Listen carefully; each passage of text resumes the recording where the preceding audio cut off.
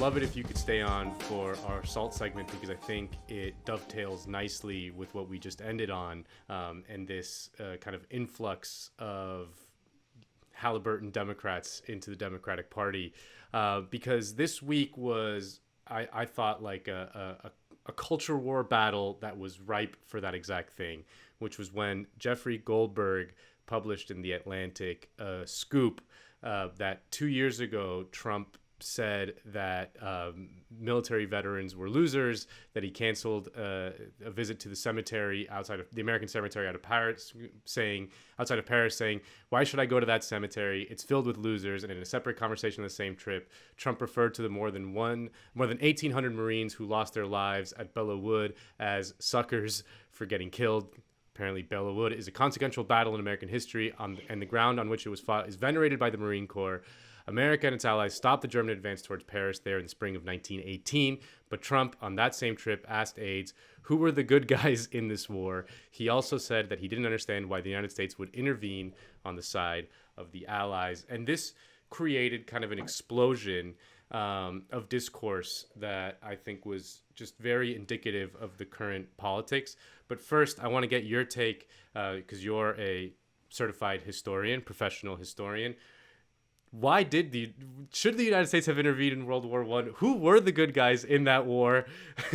Because I think there's a lot of confusion.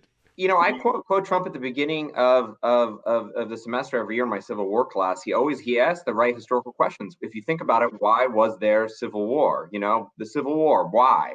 That's a really important question for us to profound. And now he's asking World War I, were we the baddies? This is a question that every student of 20th century history has to reckon with. Yeah, I mean, look, this is, whatever, the moral evaluation of the different causes, the Allies and the Central Powers in the war. People have different opinions. It's a lot of historical debate about, the Democratic, you could make arguments for the democratic character of the Allies that Woodrow Wilson certainly made against the Central Powers. But a lot of, I think they're pretty thin. The American Socialist Party at the time, very bravely and perhaps ruinously took a stand against U.S. intervention and was kind of harassed and I mean, I think Jacobin has done YouTube series about this actually, but it was harassed and repressed into virtual non-existence, or at least massively reduced in its place because of its brave stand against the war. This was an absolute imperialist bloodbath.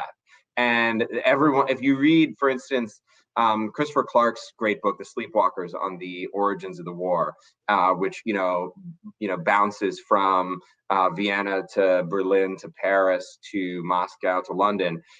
Every single one of these, general staffs and political leaderships of these empires were absolute ghouls who were totally willing to countenance mass slaughter, at least the possibility of mass slaughter, even if they all expected a short war, blah, blah, blah. They saw European international statecraft as the opportunity to sort of, play chess and crush the enemy with, the life and death of millions being, hardly any kind of consideration. And that goes for the French and the British, leaders and military political leaderships as much as the Central Powers. So, I mean, from my perspective, no, I don't want to say Trump's right, because he's not capable of being right or wrong. He's just this kind of oozing wound, this like pus-filled wound of just like, of ego. And so he doesn't understand, like, he never wants to be in a position of the loser. So I don't really actually want to validate it, but yeah, no, that's not a thing. That's exactly I think you're dead on, Nando. That's exactly the kind of thing that you're going to get, flag waving nerds who are like, who are really keen on defending intervention in the First World War, which is not the hill that anyone should be dying on. Sorry for the metaphor. Yeah, Marine. I remember when. I apologize to the Marines for that metaphor. Yeah. I remember when I watched Wonder Woman when it came out, I was really bothered because it was about World War I and they made the Germans look, they made them basically Nazis. And I was like, that wasn't like that. It wasn't exactly like that. But I want to bring in this Pete Buttigieg clip in response to this controversy, because I think, again, if your friend, the Halliburton Democrat who emailed you, is watching the show, this is probably why he likes Pete Buttigieg. if you're a Republican and you've always voted Republican, and it's hard for you to join the many Republicans who are walking away from this president, think about this. Years later, we're going to look back on this moment and see that you could either be a John McCain Republican or a Donald Trump Republican, but you got to choose. Think about which you'd rather be. Says it all. It says it all. You know, it's I want to be on the so side of, I want to be on the right side of history, the Pete Buttigieg side of history. The scolding TA who's like, come on, guys, you got to choose. Like, he's very... It's just impossible to imagine a Republican saying the same thing. You know, like, I just want to talk to my Democratic friends out there. What kind of Democrat are you? Are you a Bill Clinton Democrat, or are you a Bernie Sanders Democrat, or something like that? Like, it's just, it's so unimaginable for them to do the same thing. So yeah, but the other, Oh, go ahead.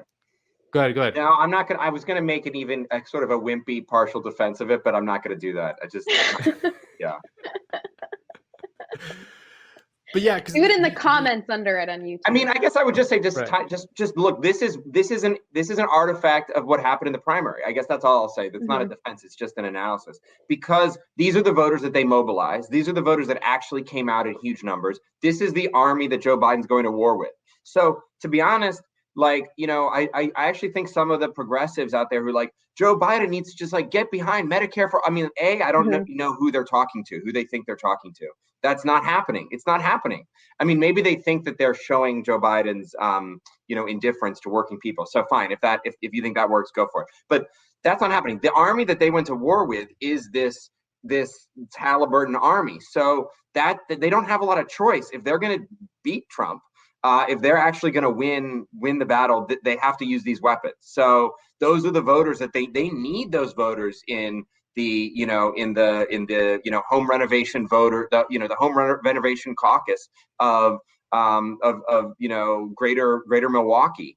They need those voters now, and they're not going to get them by talking about wages or whatever. They're going to get jobs. Yeah. They're going to get them by talking about stupid, shit that Trump says about historical events that somebody's dad once read in a book, and therefore are like the most important thing, in the country right now. Yeah, and then the other kind of mind-numbing vector of the discourse that this whole thing unleashed was the culture war that has existed around fake news versus quote-unquote real journalism, and the sort of like, liberal outlets like the Atlantic and the New York Times, which have become kind of at the forefront of the resistance. And it's telling that it came from Jeffrey Goldberg relying on solely anonymous sources for this kind of just really gossipy story. Like it's not really like a scoop that actually matters in any meaningful way. But, because usually you rely on anonymous sources when there's like someone's actually like, their life is in danger, or they have some actual meaningful threat of repercussion. But this is just kind of gossip. And Jeffrey Goldberg, of all people, is the guy who in 2002 published a story in the New Yorker linking Saddam Hussein to Al-Qaeda, which was absolutely key in the run-up to the Iraq War. This case that Saddam Hussein somehow, in some way, was involved in 9/11. So this is just this annoying kind of culture war between fake news on the one hand and like screams of fake news on both sides versus quote-unquote real journalism. I don't know. I wanted to get you guys' thoughts on that. Yeah, Arielle, did you have a take, or I can jump in? You go. Okay. Yeah. I mean, I think it's the same. It's so, I mean, to be honest, look, I outed myself on Twitter the other day about this. Like, I think this needs to end. And this is why I said I'm no longer grill pilled. I actually want Biden to win this election. I don't actually think that should be a controversial position on the left. Not at all because I think the Biden administration is capable of delivering literally one damn thing on any of the issues that we care about, but because as long as Trump is the guy, as long as the news cycle is dominated, and not just the news cycle, the entire Democratic edifice, including a lot of progressives, that is not necessarily progressive media people, but people like my mother and my uncle who are, Medicare for all Democrats, but their heads are on a whiplash with every one of these stories. now he went after the troops. There are a lot of just ordinary people who should be part of our caucus, who should be thinking about, blood and guts issues, and, who are instead thinking about nonsense. And as long as, and if you think that, I guess I'm totally commandeering this to do this is the ultimate sheepdog. But if you think, if you think that Trump, that these kinds of issues, they're not going to go away after Trump loses, if Trump loses. No. But if you think that they will occupy the same amount of space under a Trump administration versus under a Biden administration, where we can be sitting there arguing about austerity and we can have a forthright conversation about how exactly much the government owes workers and how much it doesn't, how much it owes the bankers, that's going to be the arguments under Biden, because we're in an economic crisis that somehow we forget about because this nonsense over Trump dominates middle-class discourse. So if you think that context is if you'd rather talk about economics and talk about class and talk about inequality, then you have to get this guy out of here, because the more he's in here, the more he can dominate the news cycle. And not just him, his opponents. It's, I don't know, Nando, if you're a wrestling guy, maybe you are. I am. Michael was, right? Like, if you like they need each other, right? They, this better than me. Then the Jeffrey Goldberg and Trump need each other. Like, like NWO and the WCW, needed each other. Look at CNN's profits in the wake of Trump. Yeah.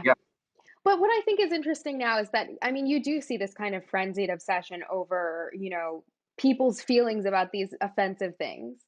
And I think that points to something that is like very true about human beings and this kind of